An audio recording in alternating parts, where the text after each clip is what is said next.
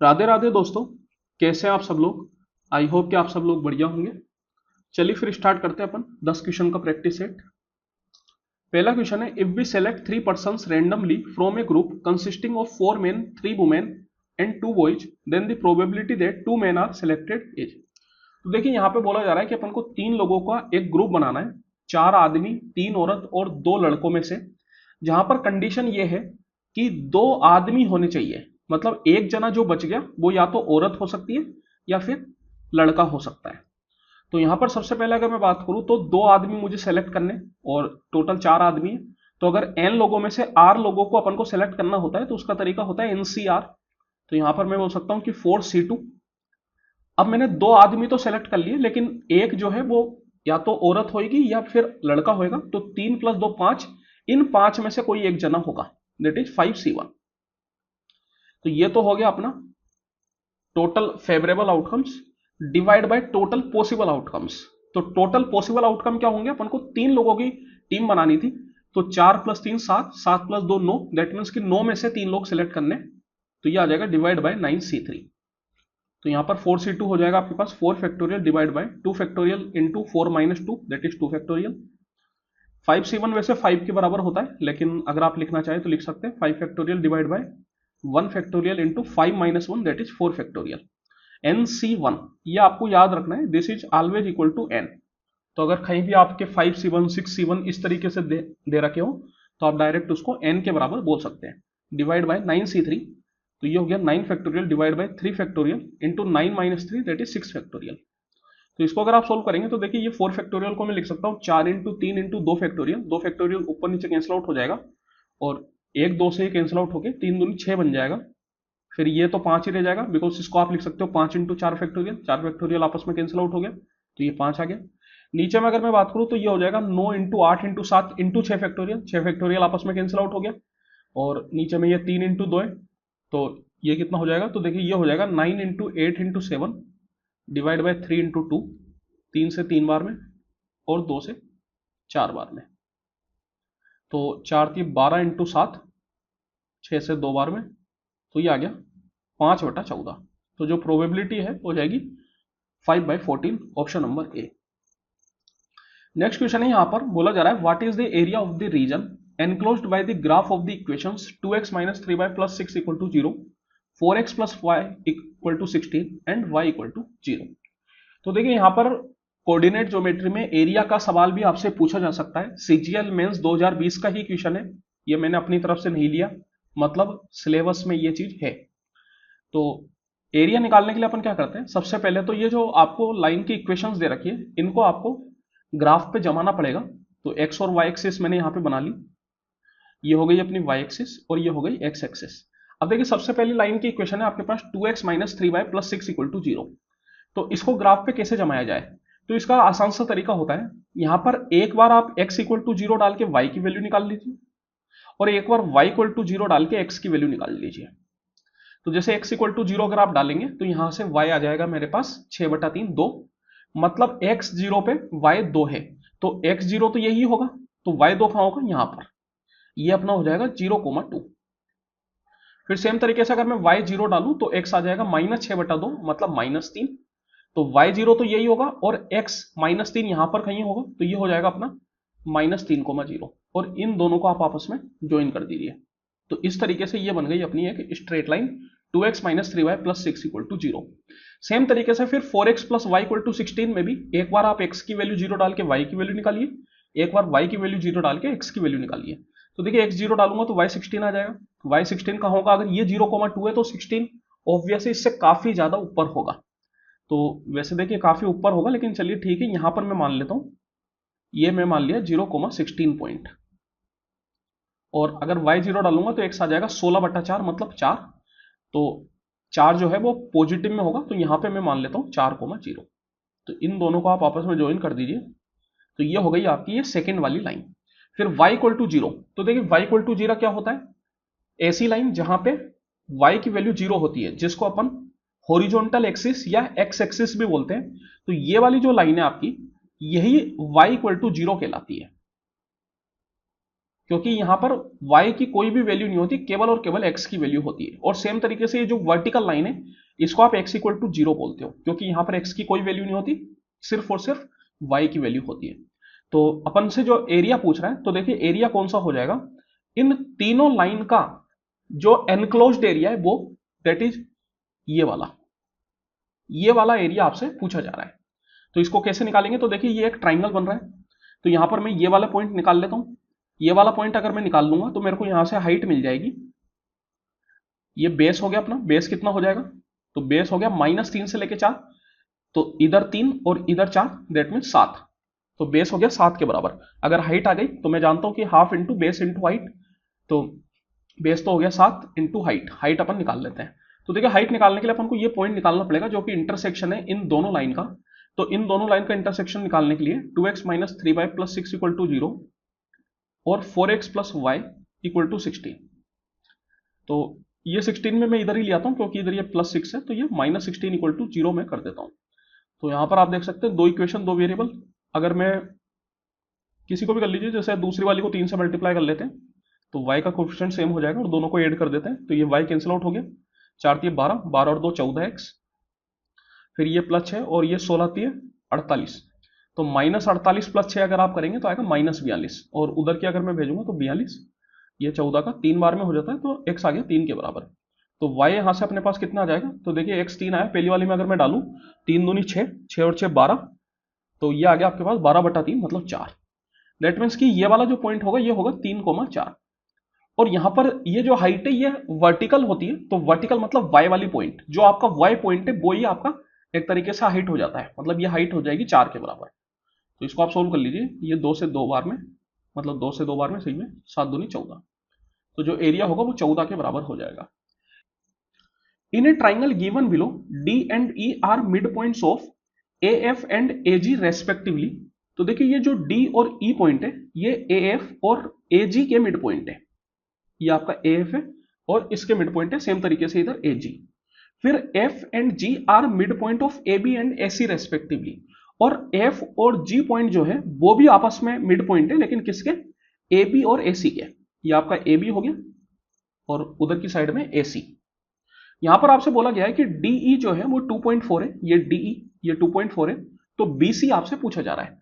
तो देखिए आपको एक बात ध्यान रखनी है, जैसे कि यहां पर मैं एक ट्राइंगल बनाऊं, तो अगर ये वाले और ये मतलब ये दोनों आपस में मिड पॉइंट है, तो इन दोनों से मिलके जो साइड बनेगी वो इस तीसरी साइड की हाफ होगी।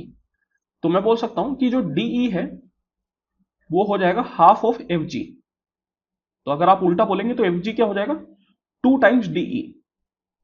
तो यहां पे मैं FG निकाल सकता हूं, 2.4 का डबल मतलब 4.8। सेम तरीके से F और G भी मिड पॉइंट है, तो FG जो है वो भी BC की हाफ हो जाएगी, हाफ ऑफ BC। तो BC इक्वल टू क्या हो जाएगा, 2 टाइम्स FG। तो FG अगर 4.8 है तो BC क्या हो जाएगा, इसका डबल मतलब 9.6। तो अपन से यही पूछ रहा था BC, तो आंसर क्या हो जाएगा 9.6। The maximum value of this, इसकी मैक्सिमम वैल्यू निकालनी है। देखिए इसकी वैल्यू निकालने का वैसे डायरेक्ट तरीका होता है, मैं अभी आपको बताऊंगा, लेकिन अगर वो तरीका आपको नहीं भी पता तब भी आप इस क्वेश्चन को कर सकते हैं। थोड़ी सी ट्रिग्नोमेट्री आपको उसके लिए आनी चाहिए। यहां पर अगर अपन ऑप्शन देखें तो देखिए पहला वाला ऑप्शन है 2, क्या ये दोनों 2 हो सकते हैं क्या, तो 2 कब होंगे, जब दोनों को ही मुझे 1 1 करना पड़ेगा, क्योंकि साइन और कोस इन दोनों की ही मैक्सिमम वैल्यू 1 होती है, 1 से ज्यादा ये कभी भी नहीं जा सकते। और आप कितनी भी पावर चढ़ा लीजिए उनकी पावर भी 1 से ज्यादा नहीं हो पाएगी, क्योंकि अगर मैं 1 से छोटे नंबर की बड़ी पावर रखता हूं तो नंबर और छोटा होता है, और 1 की तो मैं कितनी भी पावर डाल दूं 1 ही आएगा। 1 से बड़े नंबर की जब मैं पावर डालूंगा तब नंबर बड़ा होगा, लेकिन 1 से बड़े ये कभी जा ही नहीं सकते। तो मैं बोल सकता हूं कि इन दोनों की जो मैक्सिमम वैल्यू है वो कितनी भी पावर डाल लो 1 1 ही होगी। तो 2 होने के लिए इन दोनों को 1 1 होना पड़ेगा। क्या ये कभी भी दोनों आपस में साथ में 1 हो सकते हैं क्या, देखिए साइन जो है वो 90 पे 1 होता है और कोस जो है वो 0 पे 1 होता है, तो सेम थीटा पे कभी भी ये दोनों 1 नहीं हो सकते, तो ये तो आंसर वैसे भी नहीं हो सकता। इसके बारे में अगर मैं बात करूं 3, तो क्या कभी भी ये हो सकता है कि अभी अभी मैंने आपको बोला कि ये दोनों 1 से ज्यादा कभी भी नहीं जा सकते, तो 1 + 1 2, दैट मीन्स कि 2 से ज्यादा कभी नहीं जा सकते, तो ये भी पॉसिबल नहीं है। फिर 0 की अगर अपन बात करें, ये दोनों ही जो है वो इवन नंबर है, क्योंकि पावर क्या हो गई, इवन हो गई। जब पावर इवन हो गई तो एक तरीके से मैं बोल सकता हूं कि ये दोनों इवन हो गए। और इवन जीरो कब हो सकते हैं? जब दोनों ही जीरो हो, क्योंकि ये कभी भी नेगेटिव नहीं हो पाएंगे।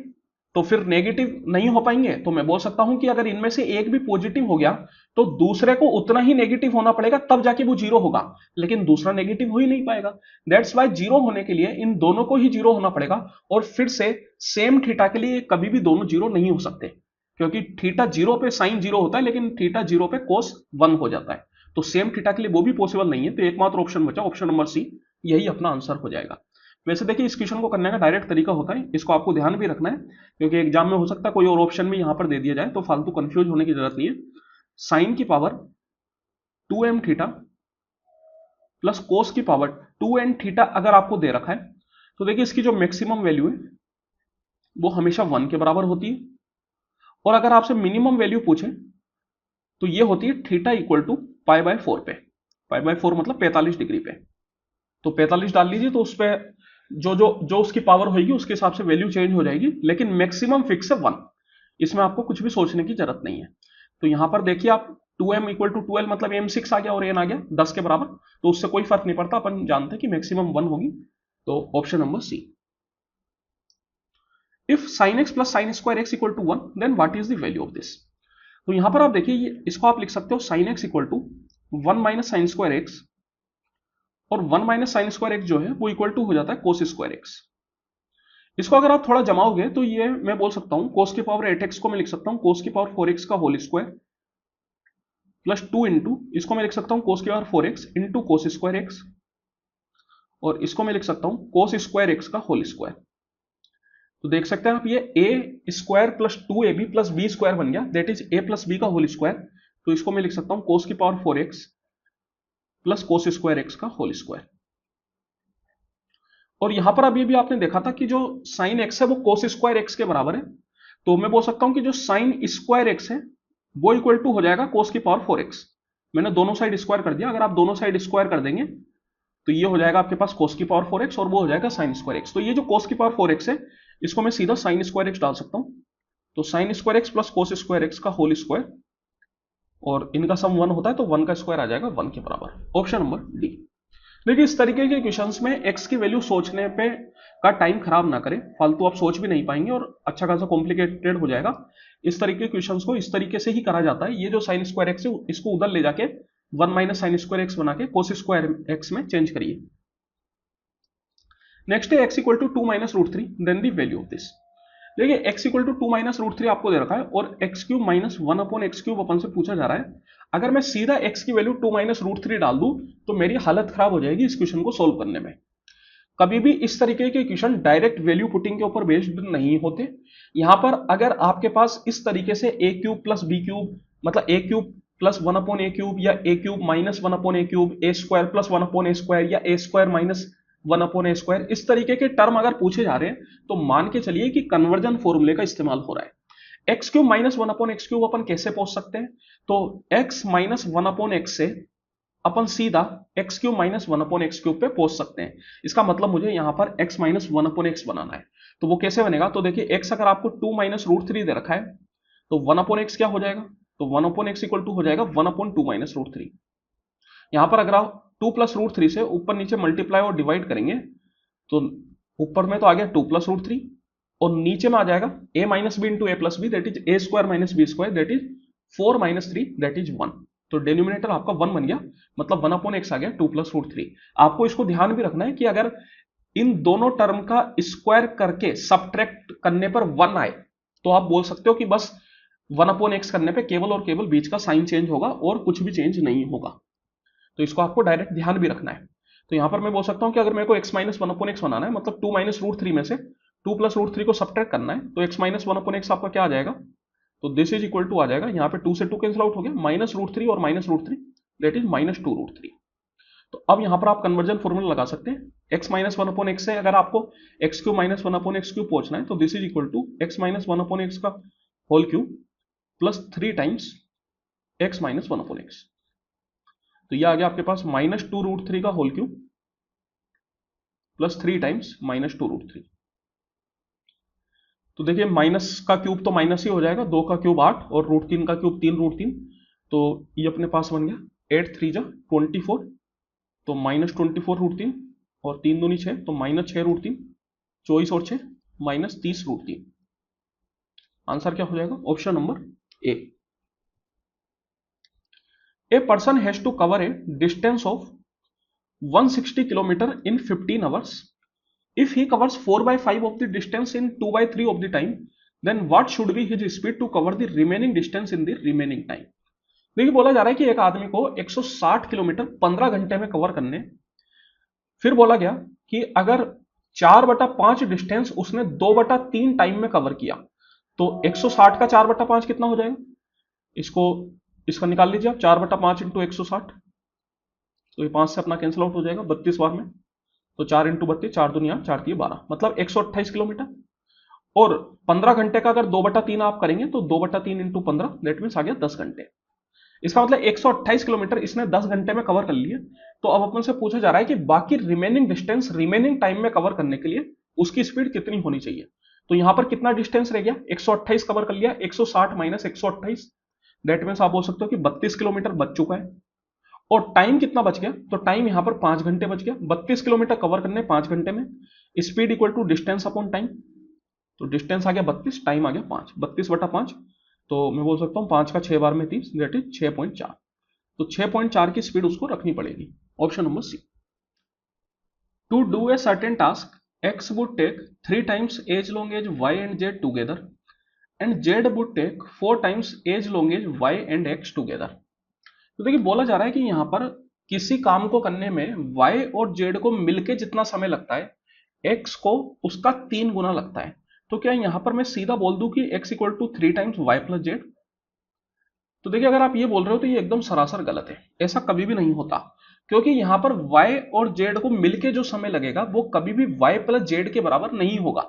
जैसे कि अगर मैं मानूं कि y किसी काम को 10 घंटे में करता है और जेड 20 घंटे में करता है, तो मिलके ये दोनों कितने देर में करेंगे? तो इसका आप एलसीएम ले लीजिए, 20 एलसीएम आ गया, 10 का 2 बार में, 20 का 1 बार में। तो मिलके जो इनको समय लगेगा वो 20/3 ही लगेगा। लेकिन अगर आप सीधा y प्लस जेड कर रहे हैं तो उसका मतलब तो हो गया 10 + 20 दैट इज 30। तो क्या 30 और 20/3 बराबर है क्या? बिल्कुल भी नहीं है।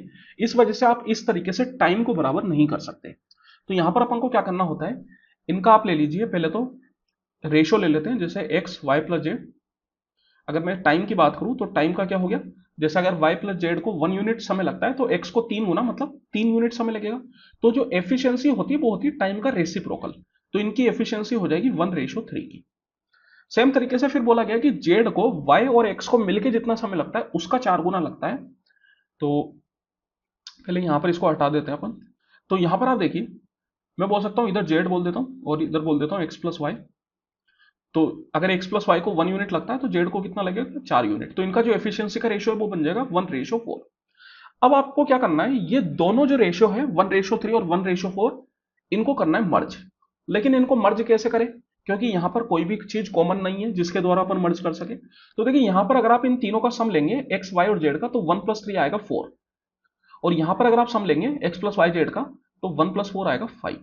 तो इन दोनों को इक्वल करने के लिए आप क्या कीजिए, इस वाले रेशियो को कर दीजिए 5 से मल्टीप्लाई और इस वाले रेशियो को आप कर दीजिए 4 से मल्टीप्लाई। तो ये आ जाएगा आपके पास 5 के बराबर, ये आ जाएगा 5 × 3 = 15, ये आ गया 4 × 1 = 4, ये आ गया 4 × 4 = 16। तो अब आप यहां पे सीधा बोल सकते हैं कि जो x की एफिशिएंसी है वो आ गई 5, z की आ गई 4, और आप चाहे तो y की निकाल सकते हैं, किसी में से भी निकाल लीजिए। यहां पर अगर आप y प्लस जेड में z को 4 डालेंगे तो 15 - 4 11 आ जाएगा। या फिर यहां पर अगर आप x प्लस वाई में x को 5 डालेंगे तो 16 - 5 भी आपके पास 11 आएगा। तो देखिए सब कुछ आपके पास बैलेंस है, कोई दिक्कत नहीं है। फिर बोला गया कि तीनों मिलके किसी काम को 10 दिन में करते हैं। तो यहां पर अपन टोटल वर्क निकाल सकते हैं। टोटल वर्क इक्वल टू क्या होता है, टाइम इंटू एफिशिएंसी। टाइम लग रहा है 10 घंटे और तीनों को मिला के एफिशिएंसी कितनी हो जाएगी, 5 + 4 9, 9 + 11 20। तो ये हो गया टोटल वर्क।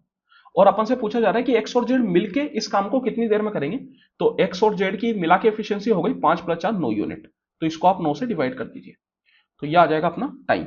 तो 200/9, 200/9 अगर मैं करूंगा तो देखिए 9 दूनी 18, फिर से 20, तो 9 दूनी 18, तो कितना हो गया अपने पास 22 2/9, है ना। Option number D. The average temperature for Monday Wednesday and Friday was 41 degree Celsius.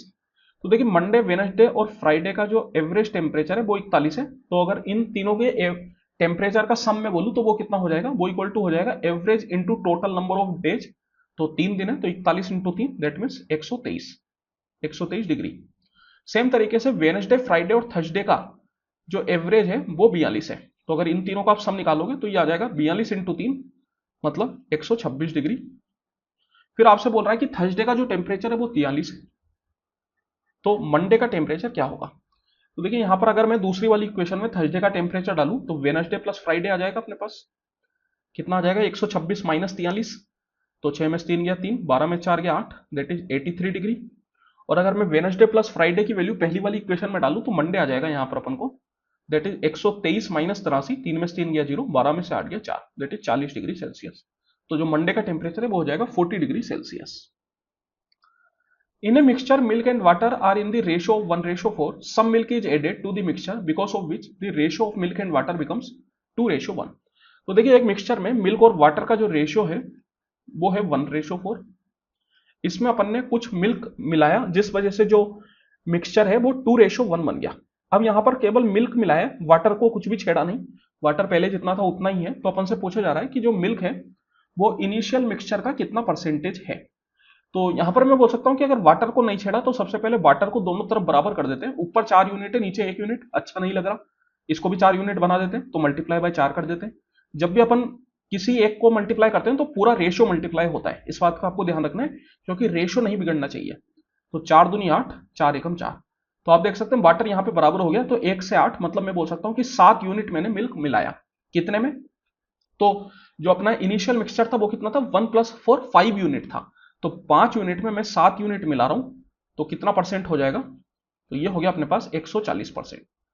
That means कि जो मिल्क है वो इनिशियल मिक्सचर का 140% मुझे मिलाना पड़ेगा, ऑप्शन नंबर ए। चलिए अगर यहां तक आप आए तो प्लीज एक लाइक कर दीजिए, और किसी भी पर्टिकुलर क्वेश्चन में आपको डाउट हो तो आप कमेंट करके पूछ सकते हैं। फिर मिलते हैं अपन अगली वीडियो में, तब तक के लिए बहुत बहुत धन्यवाद।